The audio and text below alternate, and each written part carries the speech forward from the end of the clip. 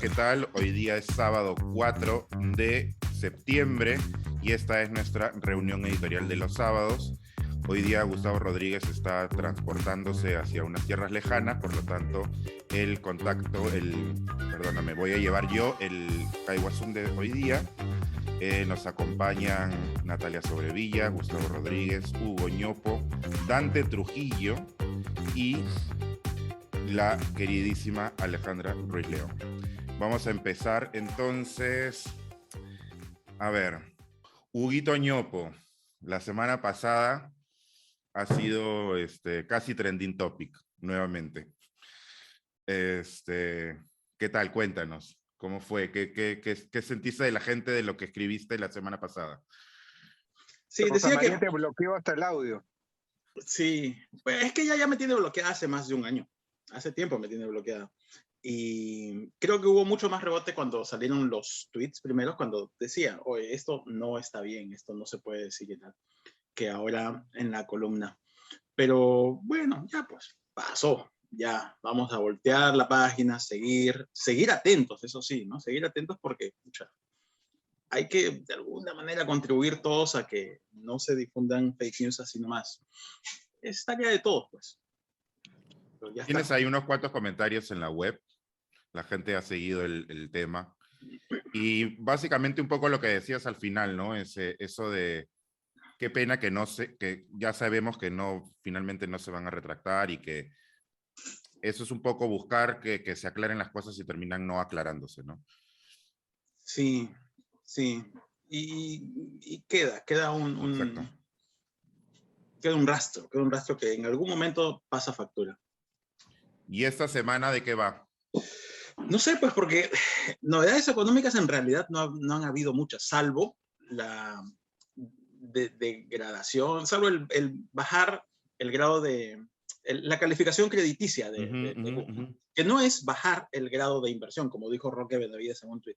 No hemos perdido el grado de inversión, mantenemos aún el grado de inversión, solo que en los múltiples escalones que tiene esa escala hemos perdido un peldaño. Pero eso en realidad no es novedad, no es tan nuevo. Eso ya estaba cantadísimo hace meses, antes del cambio de gobierno, antes de muchas cosas. Estaba muy cantado. Entonces, no sé si hablar de eso o, en ausencia de novedades económicas, tocar algo del mediano o largo plazo, de lo estructural que tiene que cambiar. Justamente hace un par de semanas saqué un paper, un documento de varias páginas, que venía trabajando durante casi un año respecto de cómo es que tenemos que repensar el trabajo y la manera como los seres humanos nos relacionamos con el trabajo y los peruanos nos relacionamos con el trabajo.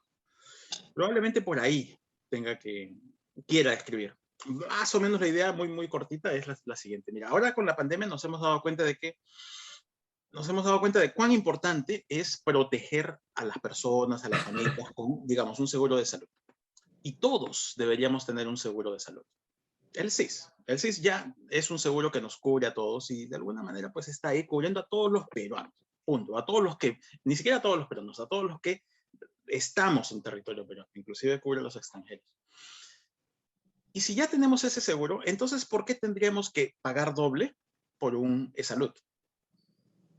Esa es una distorsión del mercado de trabajo. Si es que ya tenemos cobertura universal, como está bien que tengamos para todos, sin distinción de nada, ya no tengamos este otro seguro adicional que trae más complejidades y distorsiona los incentivos. La legislación laboral peruana ha sido compilada justamente por el Ministerio del Trabajo y tiene 1800 páginas.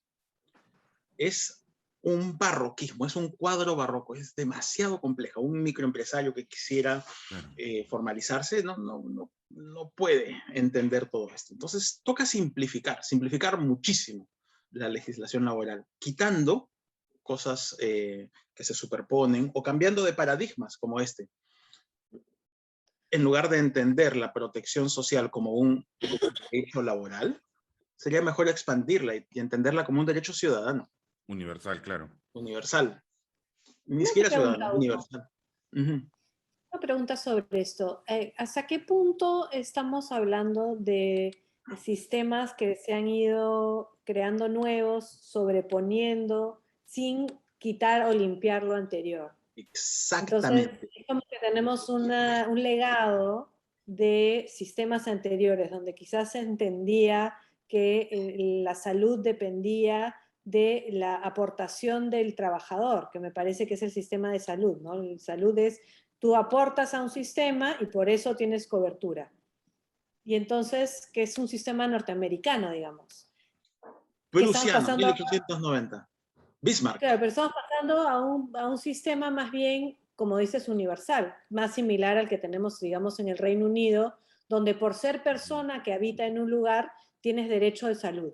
No importa si trabajas o no trabajas, o sea, es decir, no importa lo que tú aportes, todas las personas tienen derecho. Entonces, hay un nivel filosófico, ¿no? De decir que las personas deben tener salud porque han aportado a un sistema como trabajadores, o si todas las personas deben tenerlo, pero me imagino que esto tiene un origen histórico y que uno llega antes y luego hay el otro, pero no se ha hecho el trabajo de, digamos, limpiar la paja del polvo y decidir, bueno, ahora tenemos este sistema universal, olvidémonos de los anteriores. Y la pregunta es, ¿por qué? Porque algunas personas que tienen ese sistema de salud no quieren perderlo, porque quizás el sistema universal no es tan bueno como el de salud, porque hay un temor que... O sea, ¿por qué? Es la pregunta. En las anteriores, varias de las anteriores, todas las anteriores, digo, como en los exámenes de admisión, y añado algunas. Parte del asunto es que esto se ha convertido en un territorio de disputa bien acerca de los, entre comillas, derechos laborales. Y en los derechos, en materia de derechos laborales estamos bien polarizados. Están las dos posiciones, estas que dice flexibilicemos todo y esta otra que dice protejamos todo y protejamos todos los derechos de los trabajadores, etc. Y ambas son como polares, irreductibles y toca cambiar paradigmas y pensar en algún punto medio. O simplemente quitar la pelota de esta cancha del trabajo y dársela pues a los ciudadanos, ¿no? Y claro, esto surgió en 1890, Bismarck, Prusia, allá, ¿no? En Prusia. Y de alguna manera se trasplantó, se intentó trasplantar aquí. Y nunca cuajó, nunca funcionó bien. Entonces, como no cuajó, se comenzaron a poner parchecitos. El parche que a mí más me incomoda y me molesta, o me parece que genera más distorsiones, es el parchecito de las pequeñas y microempresas. Porque claro, Perú es la tierra del emprendedor y del emprendedorismo y tal.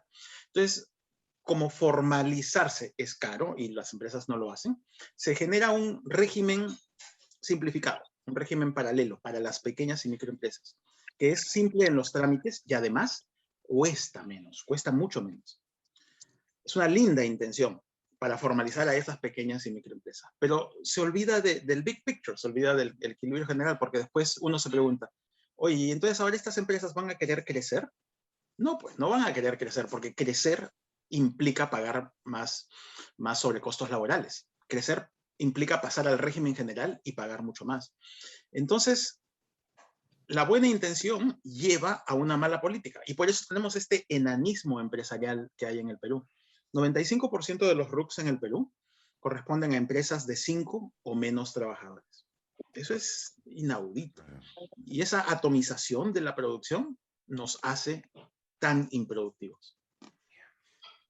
Y también ahí tiene que ver, creo que con que todo esté centrado en Lima, ¿no? O sea, yo veo como la mentalidad de aquí, por ejemplo, amigos míos que tienen aquí pequeñas empresas, su idea es automáticamente ir a otros estados, ¿no? O sea, la franquicia, eso es parte de la mentalidad. Y en Lima es como, o sea, perdón, Perú es Lima, ¿no? O sea, Lima y ya está, ¿no? O sea, entonces no hay esa idea de voy a ir a otras regiones donde incluso hay muchas más oportunidades, ¿no? Pero vemos afuera de Lima como el desconocido, ¿no? Entonces, no sé cómo voy a hacer una empresa en otra región, no sé cómo, no conozco a nadie, entonces eso creo que también nos juega en esa mentalidad de, no, solo en Lima, ¿no? O sea, solo empresas chiquitas también. Sí, y eso es muy, muy cierto, Ale. Se da en el sentido contrario, ¿no? De empresas que nacen en, digamos, Arequipa, Piura, Trujillo, se expanden a otras ciudades o vienen a Lima, eso sí, pero muy poco esto que tú mencionas, ¿no? Y tiene que ver con esa idea de, en otros lugares, uno de los objetivos primeros de cualquier emprendimiento que nace es crecer. y crecer, crecer, crecer, crecer. Crecer es la obsesión. Aquí no, aquí crecer no es la obsesión. Aquí pasar debajo de los radares es la obsesión. Esquivar a la SUNAT. Pero eso es cultural, Hugo, eso es un trabajo, no sé quién lo tiene que hacer, o sea. Claro, es que esta legislación que incentiva los microemprendimientos tiene décadas, tiene 40, 50 años. Porque eso es justamente, lo conversábamos ayer, antes de ayer, con unos amigos y con mi hermano. Yo soy socio de mi hermano de toda la vida y somos empresarios de toda la vida, y justamente las diferencias de cómo se manejan las empresas hoy versus cómo se manejaban hace 10, 15, 20 años y cómo las manejaban mis padres o mis abuelos, que también han sido empresarios, es completamente diferente. Y justamente es eso, ¿no? Antes lo que hacías era pasar por abajo del radar, presentar 00 tus declaraciones de SUNAT y crecer como podías. Y era otra forma, o sea, y eso es el empresariado, y esa es la creatividad peruana, y ese es eso. El perfil bajo. Exacto. Sí. Hugo, si quieres una entrada anecdótica a tu artículo, hoy me topé con un tuit que ya he visto, cuya estructura la he visto en otros, ¿no?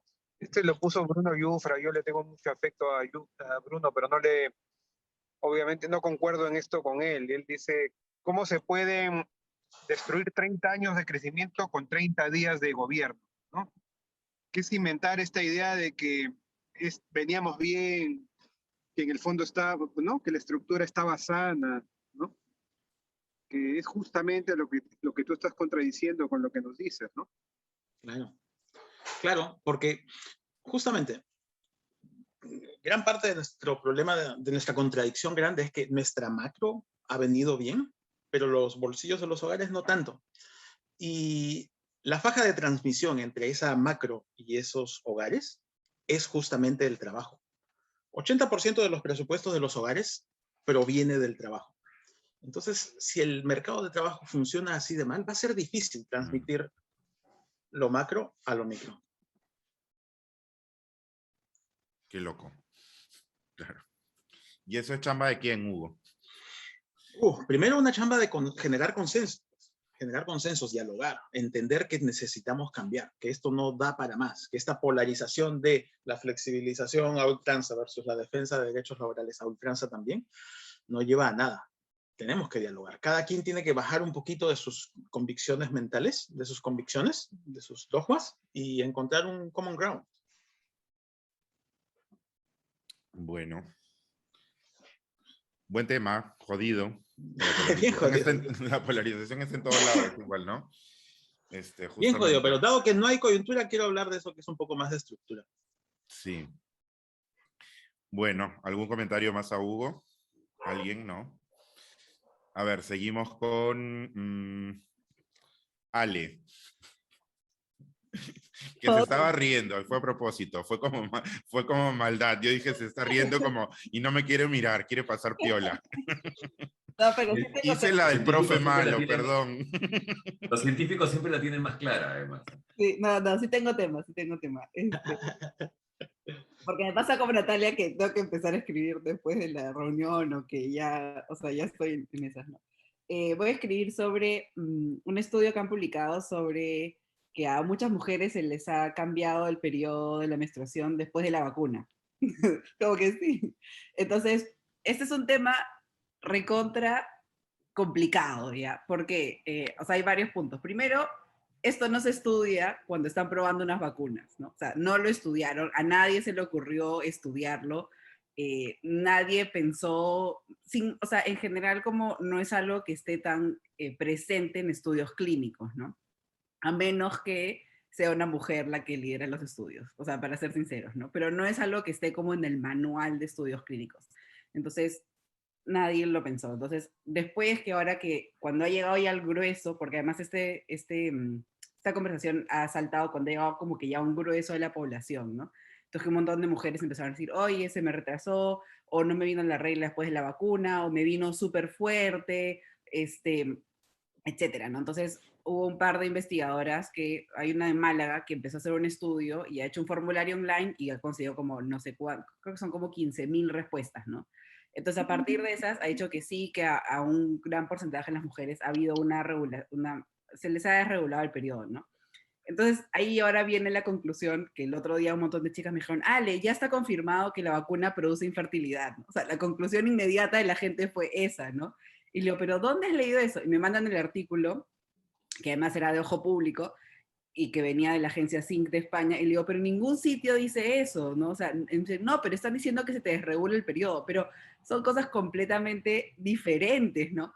Pero tal vez, o sea, entonces entra ahí la duda del tal vez, ¿no? Entonces, hay como varios niveles, ¿no? Primero que este estudio, por más que tiene muchas respuestas, tampoco es tan válido, porque no es un estudio, no es que no sea válido, no es representativo, ¿no? O sea, tú haces un formulario online y este formulario se rota en un montón de grupos, sobre todo se rotó en un montón de grupos de feministas, obviamente la respuesta va a ser más tirada que si ha habido cambios en la regulación, porque estás yendo a un grupo que ya está interesado por el tema, ¿no? A diferencia que tú cojas 100 mujeres y les preguntes. Y luego tampoco hay una base, porque realmente no conocemos mucho de por qué se regula la menstruación o no, o sea que es un tema complicado, pero la conclusión de la gente es que sí, produce infertilidad, ¿no? Entonces, en general, hay un tema de fondo de la poca representación de género en la ciencia, no sé, eso también afecta, pero ese es el tema. Pero bueno, a la gente sí se ha cambiado el periodo, ¿no?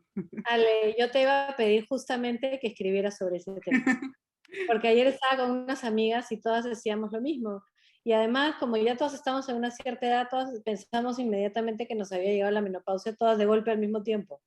Porque hay tan poca discusión sobre la menstruación y sobre la menopausia y sobre los cambios, y hay tan poco interés, tan pocos estudios, que ni siquiera sabemos realmente qué es lo normal o qué es lo esperable. Es un poco como te preguntan y tú dices, bueno, es que ha sido diferente, ha sido raro. A mí me pasó, a mis amigas también, y es un poco que es lo que dices tú, ¿no? Que la ciencia no está preparada y la sociedad no está preparada para hablar sobre la menstruación. Es un tema tabú todavía, es un tema del cual no se habla, del cual no se discute, y es problemático, porque justamente llegamos a este momento que, sobre todo cuando el grueso de mujeres que todavía menstruamos nos vacunan, porque cuando comenzaron a vacunar, estaban vacunando a poblaciones que probablemente ya no tenían este tema en la cabeza.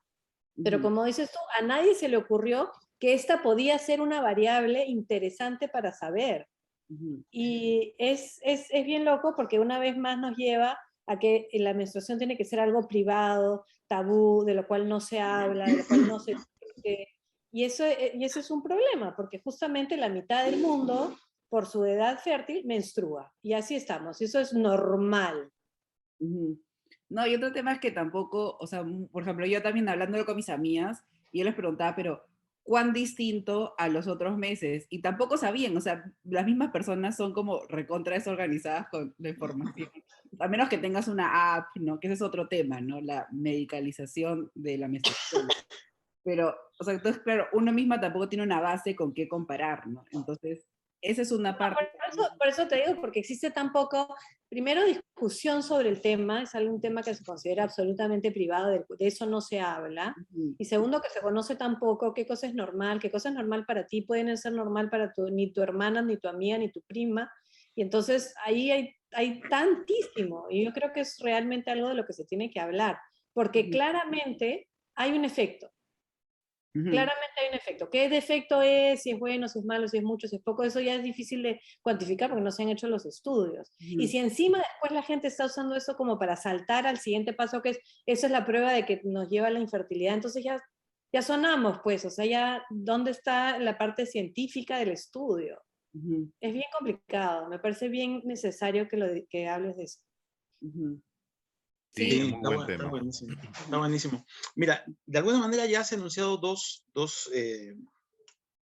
debilidades de este estudio, ¿no? El del muestreo, al que ya te referiste, no es una muestra aleatoria, representativa. Quien está más motivada a reportar, va a reportar, y eso infla uno, ¿no? Ese es uno.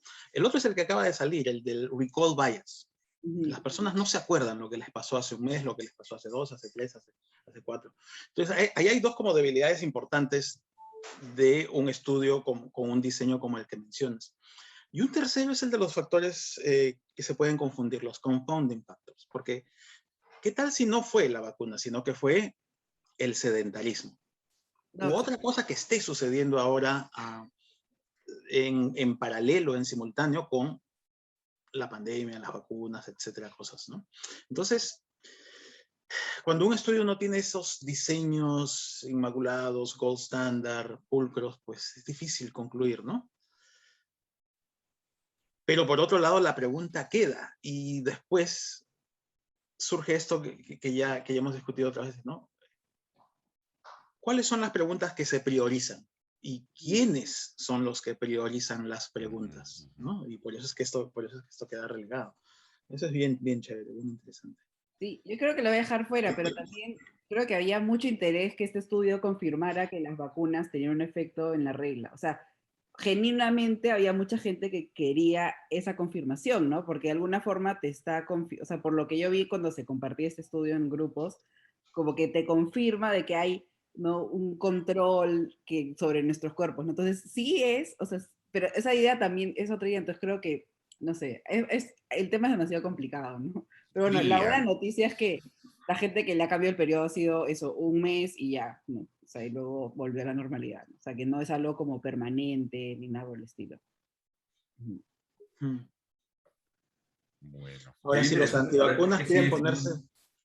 Perdón, Hugo. No, dale. No, que yo me quedo con la idea de por qué sigue siendo un tabú la menstruación. Ujú. Ese es para mí el tema de fondo. Y O sea, no sé si es de fondo, pero es, o sea, me porque el tema de parece fondo que es que el tema de fondo para Ale es una cuestión más por el lado de la ciencia, pero por el lado de la sociología, digamos, ¿por qué sigue siendo un tabú? Y yo tengo 4 hermanas, ¿no? Yo me he criado un poco entre mujeres, y siempre he pensado que es un poco, y perdonen si sueno muy bestia, es un poco por asco. O sea, de parte de los hombres, quiero decir, ¿no?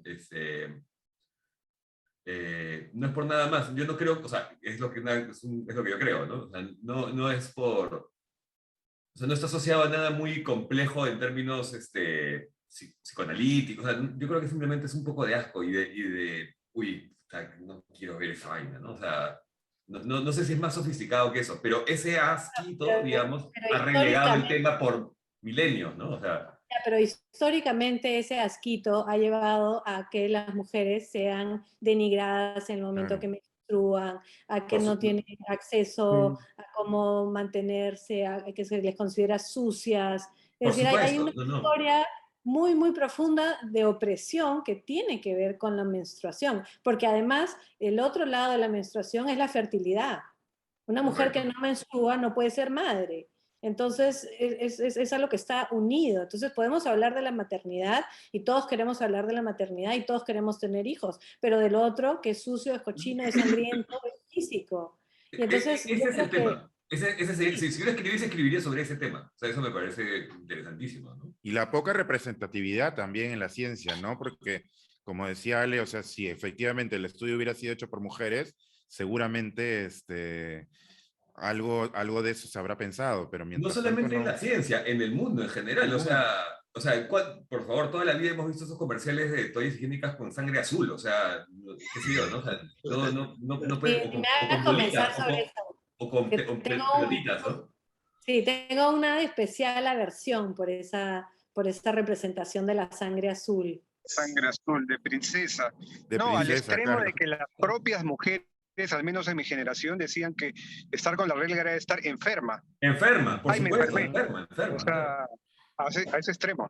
Sí, sí. Yo me acuerdo de ir a comprarle toallas higiénicas a mi mamá a la farmacia cuando era chico y que te las envolvieran en papel periódico y en bolsa negra. O sea, Claro. no podía hacer, no, era imposible que la gente te viera transportando un paquete de toallas higiénicas porque era Bueno, terrible. tan Claro. fuerte es, en inglés, ¿sabes cómo le dicen cuando te viene la regla? La primera es the curse, la maldición. ¿Qué hablas? Sí, Es sí. bíblico, Bueno, es ya. que ese es otro tema, ¿no? El otro tema es que efectivamente es una, comillas, maldición tener todos los meses que... Es como la mitad del mundo no quiere ni saber el embarazo que es esa vaina, o sea, ¿no? El chambón incómodo que te estás comiendo tú, ¿no? Tu mujer, o sea, no quiero ni verlo, quiero ni saber nada de eso porque, ¿no? Qué difícil lidiar con ese asunto, ¿no? Pero la verdad es que la mitad de la población lo sufre y la otra mitad no. Porque debe ser un sufrimiento, ¿no? Debe ser un fastidio, yo siempre lo pienso, ¿no? Debe ser complicado, logísticamente es complicado, ¿no? O sea... No, y no solamente no lo sufrimos, sino que además hemos hecho lo posible por no saber absolutamente nada de eso. Claro. Y Pero las queda, pérdidas de productividad que eso implica también, ¿no? no, y además la muestra, o sea, que tiene Alex es muy interesante, es como justamente a nadie se le ocurrió, a nadie le pareció que era un tema relevante. Porque en verdad, o sea, el momento, como decía Hugo, cuando lo tienes que estudiar es en los ensayos clínicos, porque ahí sí tienes un grupo control, ¿no? O sea, tienes, bueno, en este caso nuestro grupo control serían los antivacunas, ¿no? Que no se quieren vacunar. Entonces tendrías que, literal, coger a un grupo que no está recibiendo la vacuna, porque igual el confinamiento, el estrés, ha hecho que también, o sea, te cambien, o sea, los periodos, ¿no? Y de hecho, eso ya es otro tema, pero un montón de gente dice que se ha quedado embarazada a partir de la vacuna, ¿no? O sea, es el otro mito, o sea, es el mito extremo, ¿no? Y de hecho, eso sí han empezado a estudiar, La porque... vacuna mellicera. La verdad. Eso Pero sería... lo que pasa es que el problema es aún más fuerte porque no hay suficientes estudios de qué cosa es una menstruación normal. Exacto. Entonces, si no tienes un estudio de base que te dice qué cosa es lo normal, ¿cómo vas a poder saber si es normal o no normal lo que está pasando con la vacuna? Sí, o cómo el estrés aplica eso, ¿no? Yo creo que por lo menos después que se acabe el confinamiento, la pandemia, o sea, lo que me gustaría es que te dejen ir a tu casa cuando tienes la regla. O sea, nunca he entendido por qué tienes que ir al trabajo cuando estás con la regla. O sea, ahora más espero que ese sea uno de los frutos de la pandemia, ¿no? Que puedes decir, no, estoy con la regla, no quiero ir, voy a trabajar desde mi casa, ¿no? En pijama. Bueno, esperemos. Ojalá. Alrededor de esta Pero segunda también, parte que le... también está la otra que te dicen, cuando dices cualquier cosa que le cae mal a alguien, ah, seguro estás con la regla. Como, Claro. Para esta segunda parte que han comentado, especialmente Nata y Dante, sobre cómo es que vivimos en un mundo hecho por y para hombres y casi no nos damos cuenta, está el libro este de Caroline Criado Pérez, que fue un bestseller allá en Londres hace un par de años, que es extraordinario. Pone un montón de ejemplos de cómo es que no nos damos cuenta de cómo vivimos en un mundo diseñado por y para hombres. Por ejemplo, los teléfonos celulares. Resulta que los dedos de los hombres son diferentes a los dedos de las mujeres. Y la manera en que el celular, el iPhone está diseñado, funciona bien con los dedos de nuestro tamaño, no los dedos del tamaño de las mujeres. Y así hay montones de ejemplos que levantan unos momentos, bien interesantes. Tarán. Silencio. tarán. No, sí, es que son cosas que te hacen eso, ¿no? Eso de, carajo, ¿cómo estamos? Definitivamente. Bueno, pasamos al siguiente día. A ver, ¿quién pone cara de no? No le voy a preguntar. Dante. Dante está mirando para Mirando cualquier la lado. hormiga que está A ver, Natalia Sobrevilla, que está levantando la mano como chiquita buena. A ver. No, es que el mío sigue un poco del tema de lo que ha escrito Gustavo hoy y hablando también, tiene cierta relación con lo que está hablando el tema de los estudios, estos que plantea Ale, el tema de la feminidad, el feminismo, lo que significa ser mujer. Y yo he escrito sobre la controversia esta entre el primer ministro y la señora congresista Patricia Chirinos, y sobre, bueno, eso ya va a salir ya va a haber salido para cuando vean este Caiguazú, pero reflexiono sobre la hipocresía, sobre todo de quienes nunca han defendido los derechos de las mujeres y no los defienden, y esta les resulta un cómodo momento de pronto convertirse en feministas de buenas a primeras y además de enrostrarle a las feministas de qué es lo que deben y cómo es que deberían reaccionar ante un tipo de ataque como el que se ha dado. Entonces, ahí, Mansplaining. no solamente mansplaining, pero también es el uso político, el uso que se le da, es decir, ¿no? El almirante Montoya ahora es el defensor, el paladín de los derechos de las feministas y los fujimoristas también, es decir, ahí hay algo a mí que me molesta muchísimo sobre el tema. Considero que lo que ha hecho Bellido es inaceptable, a todas luces, condenable, y que debe tener una sanción, no estoy segura cuál, porque además ahora vamos a empezar a sancionar a cada persona que ha dicho una frase desatinada. ¿Y cómo vamos a sancionar? ¿Y cómo vamos a tener una lista de quiénes sí, quiénes no, y a quiénes sancionamos y por qué sancionamos y de qué medida? Entonces, ahí hay una serie de cosas que me parece que es importante hablarlas, pensarlas, discutirlas. No estoy de acuerdo con muchas de las compañeras feministas que tratan de minimizar el hecho, bueno, el señor Bellido, no sé, eso no me resulta tan inaceptable como la agresión misma. Me parece inaceptable que se tenga que cuestionar a la señora Chirinos que si le dijeron o no le dijeron. Me parece inaceptable que sea bueno, pero es una broma, todo el tiempo pasa. Pero sí, todo el tiempo pasa. Y nos ha pasado toda la vida, todo el tiempo. Y yo me he pasado diciéndole a personas muy cercanas y muy queridas, oye, no te pases, no puedes decirme eso. Y decirme, no, pero... Y entonces, ¿qué? ¿Voy a dejar de ser amigo, cercano, lo que fuera de una persona? Es decir, hay toda una serie de cosas muy complejas. Pero lo que sí me resulta positivo de todo este episodio es que estemos hablando del tema. Por ahí empezamos. Claro, nuevamente, porque solo hablándolo vamos a encontrar esos justos medios, esos equilibrios, ¿no? A mí me parecía un poquito extremo hace 2, 3 años ese hashtag yo te creo. Yo te creo sin preguntarme nada, sin cuestionar nada. Es un poco absolutista también, ¿no? Y ahora están las feministas de izquierda ahora están cayendo en esos entrampamientos de pucha. Como antes era yo te creo y ahora no. Y lo que toca es dialogar, pues dialogar, encontrar justos medios, avanzar juntos. El problema del yo te creo, Hugo, es que por tanto tiempo hemos tenido que aguantar tanto y por tanto tiempo hemos aceptado tanto y nos hemos callado tanto.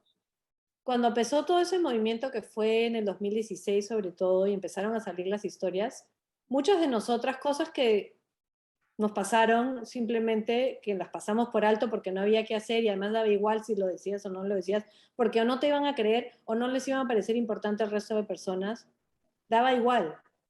Hubo algo que empoderó muchísimo en la posibilidad de yo te creo, tú habla nomás.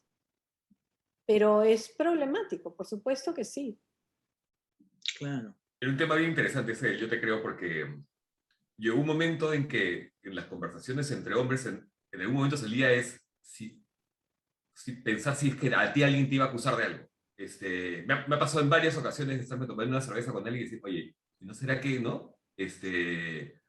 Porque llegó un momento que se volvió un poco cacería de brujas, ¿ya?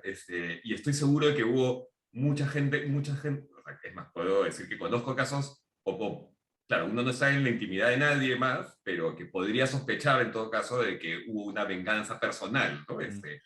Entonces uno dice, claro, en toda revolución hay justos que pagan por pecadores, digamos, ¿no? Y es una revolución necesaria porque las mujeres, bla, bla, perfecto, hasta ahí estamos.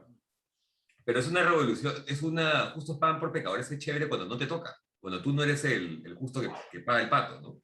Entonces, estoy seguro que hubo muchísimas injusticias y gente que se arruinó la carrera aquí y en todo el mundo por esa clase de... la carrera y la vida, ¿no? Quiero decir, por esa clase de revancha, porque también hubo, ¿no? O sea, hubo de todas maneras.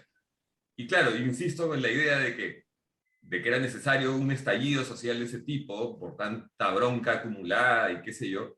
Pero también es cierto que mucha gente pagó el pato, ¿no? No es el caso de Bellido, evidentemente, ¿no? Y tendría que sentar un precedente fortísimo para que no se dé una cosa parecida.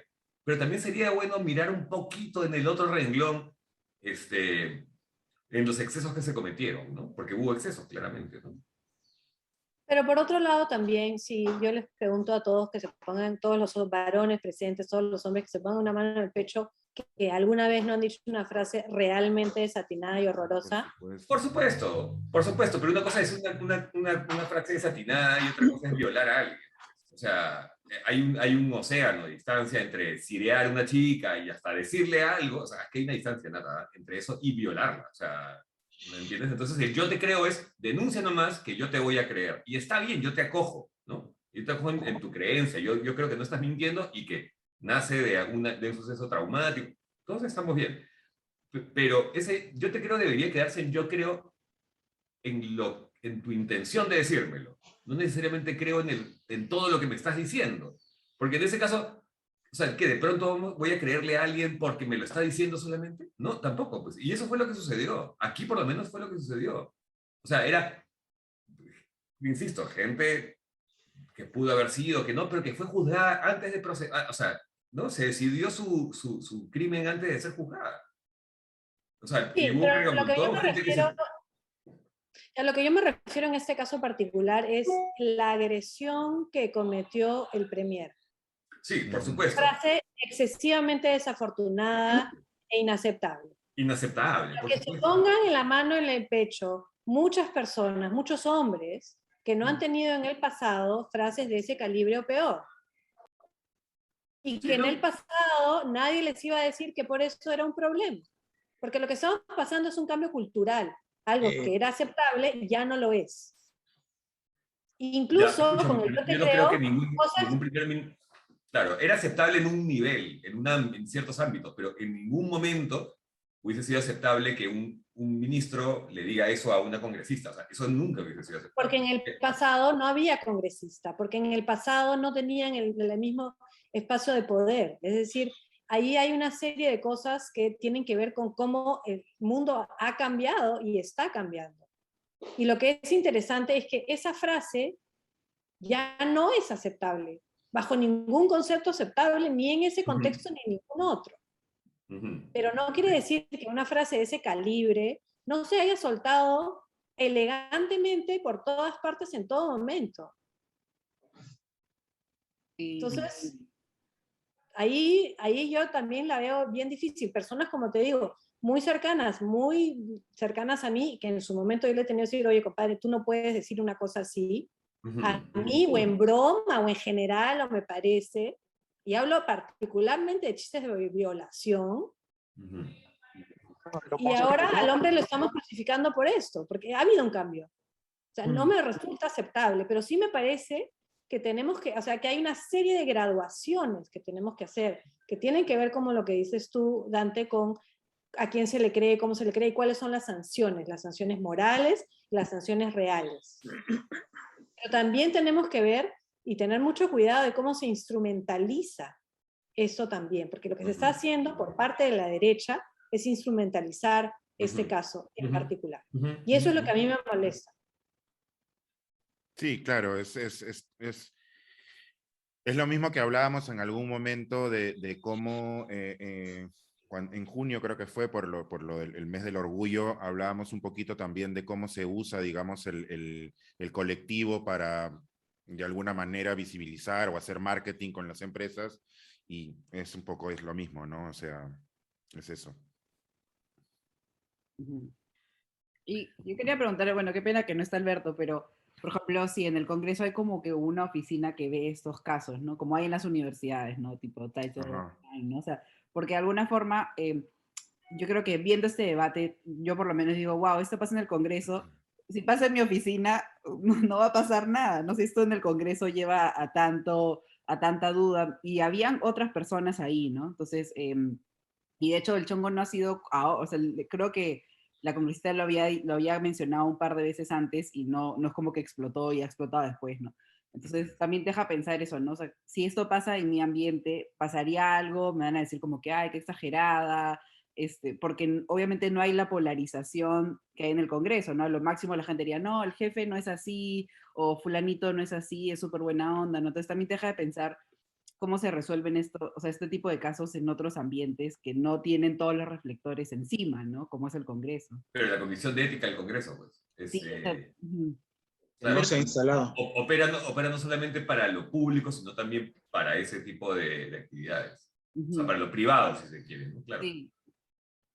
Ahora, no sé si, claro, Bellido es ministro, o sea, no es del mismo poder, sin embargo, creo que también es congresista, ¿no?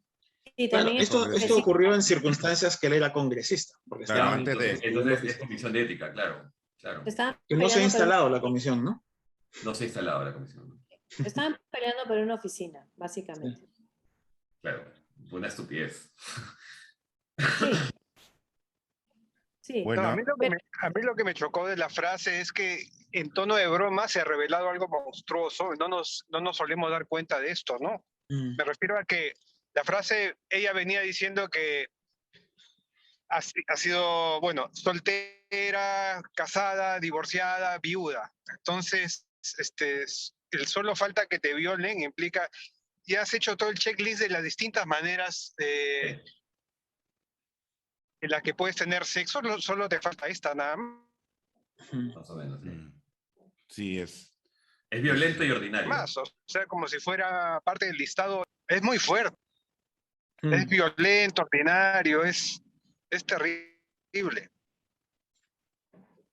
Sí. O sea, Pero normalizar una mantengo violación así. que las cosas que he tenido que en mi vida oír Sí, bueno. no se alejan necesariamente mucho de eso. Ujú. Me apena decirlo, y a veces de personas muy cercanas y muy queridas, a quienes no les voy a meter un juicio, por decirlo. Ujú. Claro. A nosotros tampoco, Nata, porfa. A nosotros tampoco. No, pero como les digo, es también porque el mundo ha cambiado y hay ciertas cosas que ya no son aceptables como debería de serlo. Mm. Pero también hay esta vigilancia sobre qué es lo que debe molestar a una feminista y cómo debe reaccionar una feminista, que también me resulta molesto. O sea, ¿quién es el señor, el almirante Montoya, para decirle a una feminista cómo debe responder? Mm. Sí, la instrumentalización, ¿no? Es lo que da cólera. Claro, usar las cosas para fines políticos, politizar todo el asunto. Así es, porque nunca dijo nada cuando el líder de su Claro. partido andaba insultando periodistas Sí, a claro. diestra y siniestra. Pero bueno, eso es lo que escribí sobre esta semana y para gran alegría de Dante Trujillo no tengo idea de qué va a pasar la próxima semana. De aquí al domingo queda mucho tiempo, mucho pan por rebanar, así que veremos. Y con eso le damos pase entonces a Dante Trujillo, que tampoco tiene idea de qué él va a sí. escribir. Tengo tres ideas Ajá. muy superficiales, muy superficiales. Ya, hay una que me hace, la vengo leyendo y mirando un poquito, pero que como columna no me parece tan atractiva, qué sé yo, porque me parece que es más como una nota periodística, ¿ya? Y es que vengo pensando desde estos últimos temblores que ha habido, y me acordé y estuve mirando, y existe una cosa que se llama el SASPE, ¿ya? Que es el Sistema de Alerta Sísmica Peruano, ¿ya?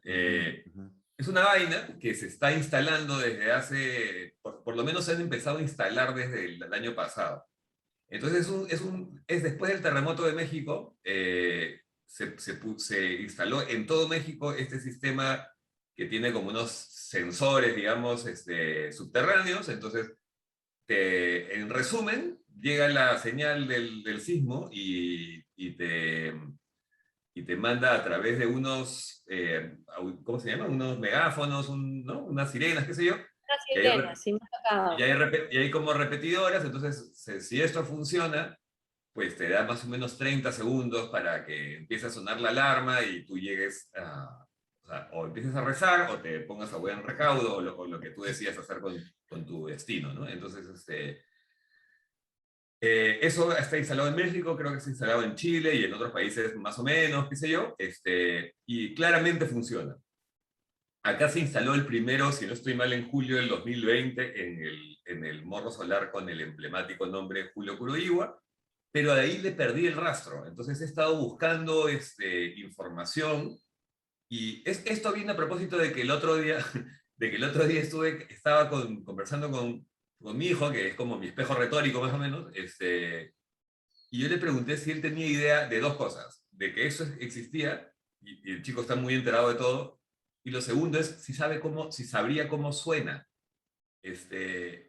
Porque yo mismo no tengo idea de cómo suena. Entonces, si de pronto empieza a sonar una alarma, yo puedo pensar que es la alarma de una casa, la alarma de un carro, lo que sea. O sea, ni siquiera sé si están instalados. Sé que sale el morro solar y ahora cada vez que veo una antena la miro pensando, escucha, esta será una antena. O sea, me pasó el otro día, estaba en el malecón y decía, ¿esa antena será esa vaina? O sea, y como no hay ninguna información al respecto, yo dije, ya, pues llamaré al INDECI, llamaré al señor que es el que aparece en unos videos como que fuera el presidente de la vaina, llamaré, joderé, ¿no? A ver cómo es este asunto, porque el proyecto funcionaba en la medida en que se instalaban, voy a decir cualquier cosa, ¿ya?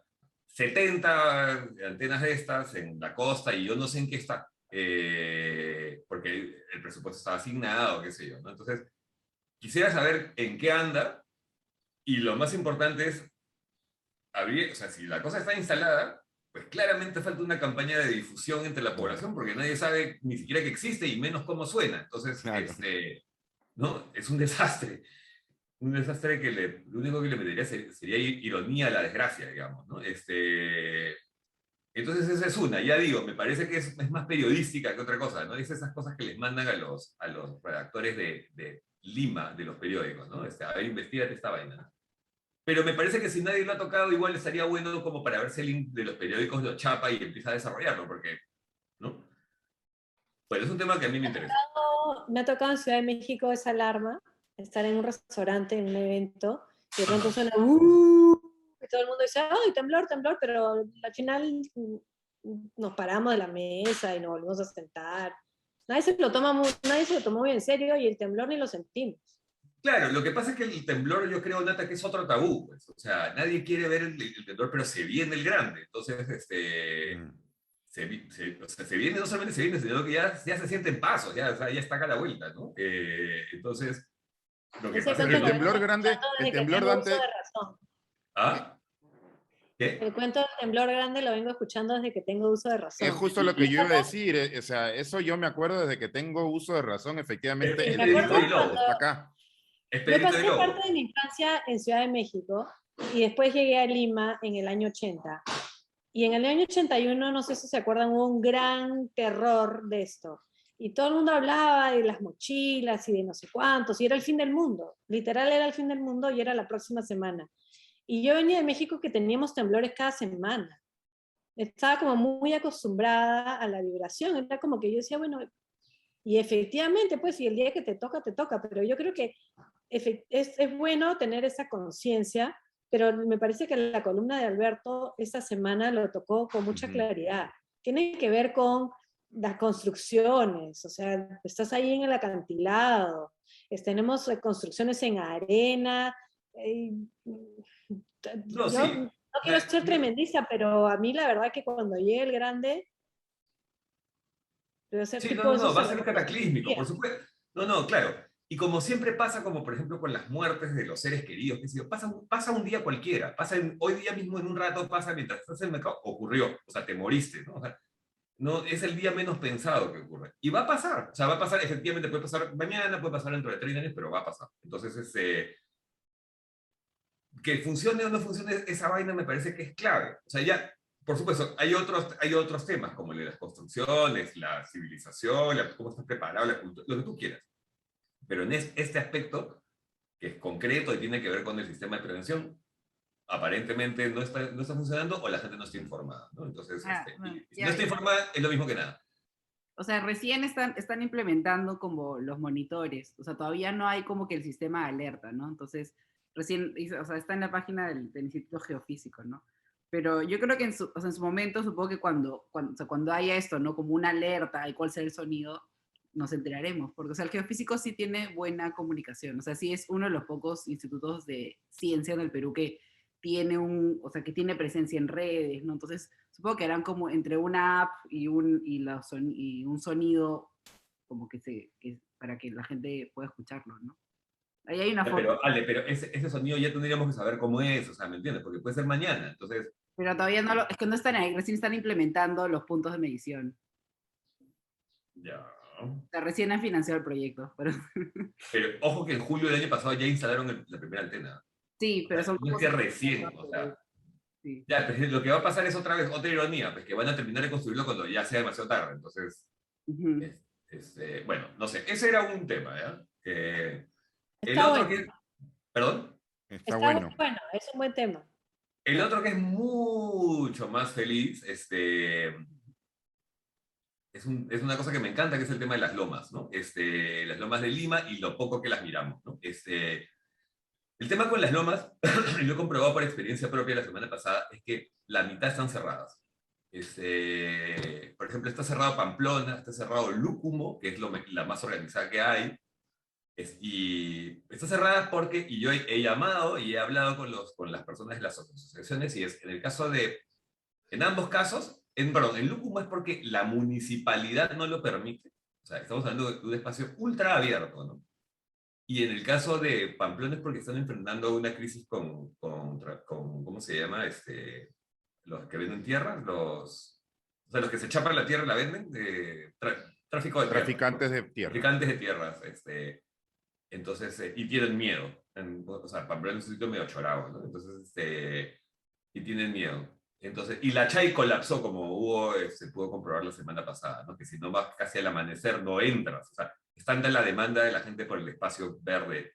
Y creo que, estoy seguro que 8 de 10 o 7 de 10 limeños no tiene idea de que puede salir a La Molina, digamos, y ya encontrar un espacio hermoso, verde, natural, donde puedes pasarte el día caminando. O sea, es maravilloso y no tienes idea, ¿no? En todos los alrededores de Lima. Y esto otra vez me lleva a este libro que he citado varias veces, que es el de Ortiz de Ceballos, de la Lima que encontró Pizarro, que es otra vez tomar conciencia de que Lima era una ciudad, es un desierto, pero también era verde. Entonces, y bueno, el verde, no sé para ustedes, pero para mí la naturaleza, el verde es como ultra necesario, ¿no? Necesito salir, caminar.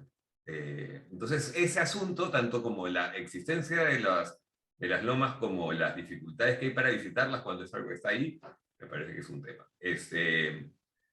Y el tercero es la semana siguiente, el 13, empieza el encuentro de escritoras que, bueno, yo estoy en la organización de eso por tercer año y este año la persona que va a recibir el homenaje en el encuentro de escritoras es Mariela Dreyfus, que es una poeta que a mí me gusta muchísimo.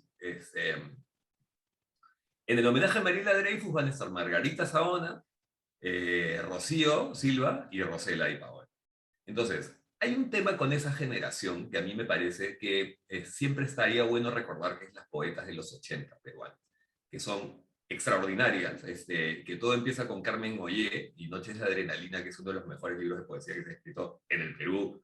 De todas maneras, y toda esa movida tan fuerte que hubo en los 80 de poetas, que son las que he citado y otras más, y narradoras incluso, que fue fulgurante y que ahora mismo está, o sea, ya claro, son como medio parte del canon de la literatura peruana, pero que en realidad no se pondera la fuerza de lo que representó, tanto para la literatura como para el feminismo, para la cultura en general, ¿no? O sea, poetas, mujeres que empezaron a hablar del cuerpo en los 80, ¿no? Me parece importantísimo, ¿no? Y tienen herederas, por supuesto, ¿no? Tienen unas herederas muy dignas, ¿no? Entonces, ahí un poco que nacieron muchas cosas con esas poetas, ¿no? Y ha pasado ya 40 años, digamos, ¿no? Y me parece que estaría bueno, o sea, algo que represente, a propósito de Mariela Dreyfus, toda esa movida, me parece chévere. Eso es mi tercer tema. Eso es todo. Ahora sí he hecho mi tarea. En verdad no la he hecho, la he escrito aquí en un papelito ahorita mientras hablamos, pero... Tus dos segundos temas son bien bonitos. El primero es un poco más heavy, pero es bueno también. Sí. No, y además ya Ale me lo desmontó, pues, ¿no? O sea, ya me diciéndome que en realidad están todavía montándolo. La ciencia. Habló la ciencia Claro, y esperemos que todo esté instalado antes de que sea necesario usarlo. No, pero creo que es importante ahí, o sea, como que la pregunta que te haces, porque usualmente en estos proyectos de investigación tendrías que tener un factor de comunidad, ¿no? Entonces, por ejemplo, yo me imagino, fíjate que ahorita el instituto dice, vamos a hacer una aplicación, ¿no? Yo misma diría, una aplicación no sería tan útil, porque no todo el mundo está con el celular ahí, te tienes que bajar la aplicación. Entonces, como que este ejercicio de pensar de cómo tendría que ser esta respuesta, creo que es útil, ¿no? Y creo que ayuda, o sea, a los científicos que hayan ciudadanos preocupados, ¿no? Pero también hay un factor ahí de, por ejemplo, se contaba antes que mi mamá es, no dirigente vecinal, ¿cómo se dice esto? Delegada vecinal del INSE, ¿no? Yo antes era delegada de mi zona, y pues, ahí por el Parque Castilla, ¿no? Donde son todos edificios. Y llevamos por lo menos 5 años luchando con esos edificios para que tengan un plan en los temblores, ¿no? Y literal la gente dice como que, no quiero pensar en eso. Esa es la respuesta de todo el mundo, ¿no? Entonces, cada vez que hay un temblor, mi mamá aprovecha y va y dice como que, oye, ayer había un temblor, ¿te has dado cuenta lo horrible que es? O sea, si vives en el piso 30 y hay una escalera así de chiquita y tienen que salir todas las familias, y la gente no quiere pensar en eso, ¿no? Entonces, o sea, nuestra propia idea, nuestra propia cultura, no sé, nuestras propias ideas, los temblores hace que no tengamos... Es que es otro tabú, pues. Y lo que le temes en el fondo es a la muerte. Ah, claro, sí, pero, pucha, no Pero sé. también es cierto que si nos comparamos con Chile o Japón o incluso México, si bien tenemos terremotos y temblores, no los tenemos tan frecuentes como ellos. Ujú. Porque en Japón y en Chile es un tema de que no te quieres hablar del tema, pero te vas a La reventar en el naturaleza edificio. te lo recuerda. La naturaleza en el Perú está ahí y el temblor y el terremoto van a venir y va a haber un cataclismo, no hay duda. Pero no es tan frecuente como para que realmente esté el chip ahí de que la tenemos que hacer porque si no te mueres. Los Ujú. japoneses y los chilenos la tienen clarísima. Mm. Y tienen más terremotos grandes que nosotros. Es una realidad. Ujú. Bueno, yo por temporalidad me parece que el tema del festival está como bueno como para escribir sobre eso. Ujú. Creo que para que no se quede, no se pierda. Sí. Sí, yo estoy de acuerdo, que es el tema que toca para la semana, a menos de que pase otra cosa, un cataclismo. Lo del temblor lo estamos esperando desde que somos chicos, así que a lo mejor puede seguir esperando. No Por queremos eso hablar no de eso, tenemos un no plan. queremos hablar de eso. No lo invoques, no lo invoques. No lo No invoques. vamos a hablar de eso, pero en otro momento. Claro, Cuando pase el Cuando temblor. pasa el temblor. Sí. exacto. Cuando pasa el temblor. Bueno, y lo que nos queda es Gustavo, que no sé si estás disponible para conversarlo. Creo que no. Sí, ahí está. Sí, sí, acá Sí, ahí estoy. estás. Ya, hoy por fin se salió publicado mi artículo sobre por qué no me proclamo feminista con esa palabra, en todo caso. Ya, salí de eso, no los voy a aburrir. Y creo que lo que voy a escribir sobre este estudio que salió esta semana de la Universidad de Chicago, ¿no?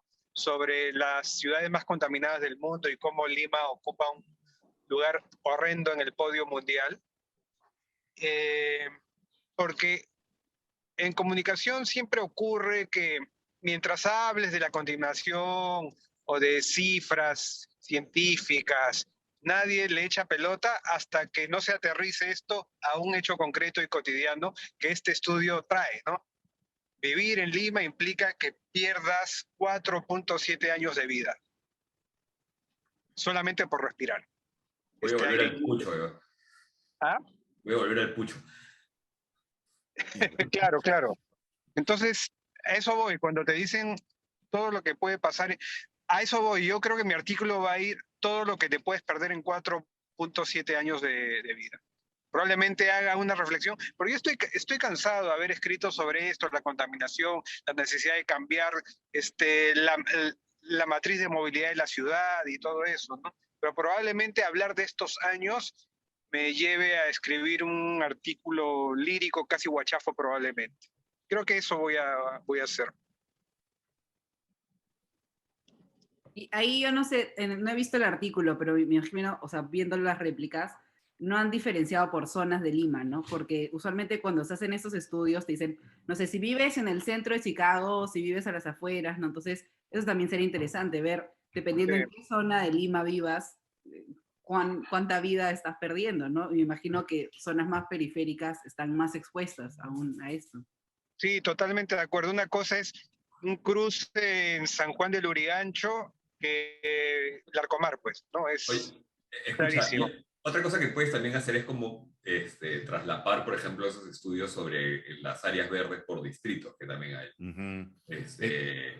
Que hay, o sea, porque hay un baremo, me parece que es de la OMS, de la cantidad de verde recomendable por persona en tantos kilómetros cuadrados, qué sé yo, y en Lima, en todos los distritos está por debajo, en algunos Claro, siempre estamos en que contra. dan risa, digamos, ¿no?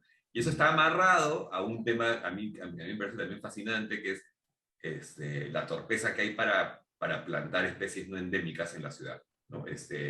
O sea, se plantan árboles que no son, o plantas que no son de aquí, y que mantenerlos cuesta, necesita mucha agua, etc. Y eso no ayuda a lo que hablaba yo hace un rato, ¿no? A que el verde vuelva a la ciudad. Sí, es un acumulado de torpezas en realidad, porque es lo que tú dices, Dante, con la vegetación, es también el hecho de que Lima no es la ciudad con más autos de Latinoamérica ni de lejos, o sea, per cápita, ni de lejos. Pero es el hecho de que el diseño de las vías es estúpido, no hay buena semaforización, en los cruces se concentran los vehículos que botan la contaminación por los tubos. Se ha creído durante mucho tiempo que añadirle un carril a las avenidas es más eficiente que controlar mejor los semáforos.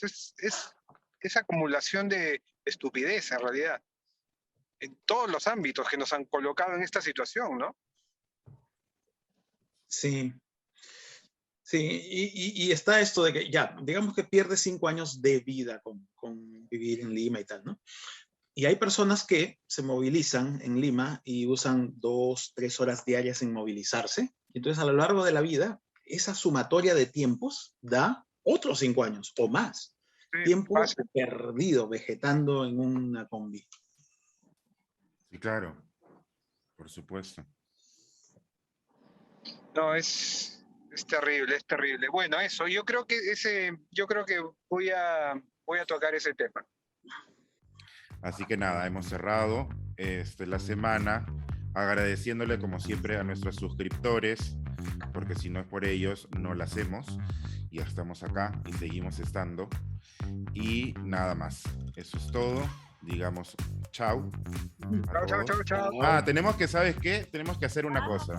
Creo que tenemos que hacer una cosa. Tenemos que agradecer a todos esos nuestros fans que nos escriben y sí, y que ven y que les gusta y que nos alegran los días porque nos escriben y nos dicen que les gustó la reunión editorial de la semana, el artículo tal, específicamente nos mandan mails a info@jugodecaigua agradeciendo a cada uno, y creo que esto va a un agradecimiento a todos ustedes porque eso un poquito nos alienta a seguir adelante. Muchas gracias. Chao.